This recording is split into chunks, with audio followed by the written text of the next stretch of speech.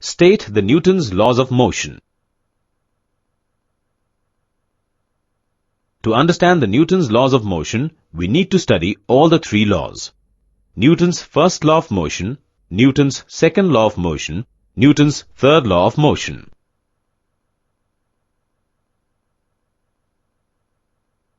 To understand the Newton's first law of motion, let us take an example of two cars. Let us assume that car 1 is in a state of uniform motion and car 2 is in a state of rest, and there is no external agent acting on any of the cars. We can see that car 1 will remain to be in motion unless we apply the brakes. And car 2 will remain at a state of rest unless we accelerate it. Thus, in this case, braking or accelerating will be an external agent. Thus, the Newton's first law of motion states that a body continues to be in its state of rest or motion unless it is compelled by an external agent to change the state.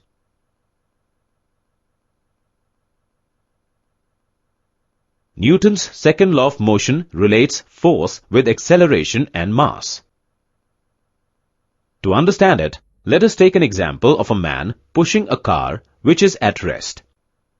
We see that when a man pushes the car with a force F1, the car will gain some momentum in the direction of the applied force.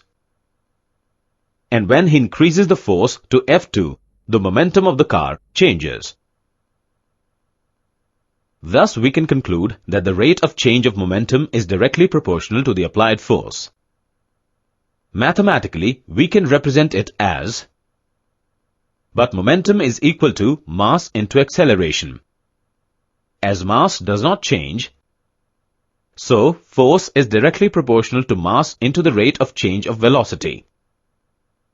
Or force is directly proportional to mass into acceleration, which is mathematically represented as. Thus, the Newton's second law of motion states that the rate of change of momentum of a body is directly proportional to the net applied force. And it happens in the direction of force. To understand the Newton's third law of motion, let us take an example of a soccer ball falling on the ground. When the ball hits the ground, it exerts a force F1 on the ground in downward direction. Ground will push the ball with equal force F2 in upward direction. In this case, F1 is the action and F2 is the reaction. Thus, the Newton's third law of motion states that for every action there is equal and opposite reaction.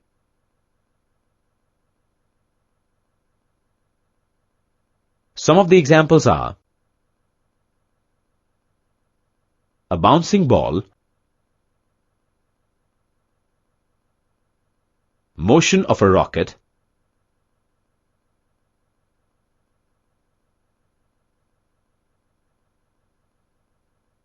related terms are law of transmissibility of forces, parallelogram law of forces, equilibrium of bodies, couple. Question. Remember keywords.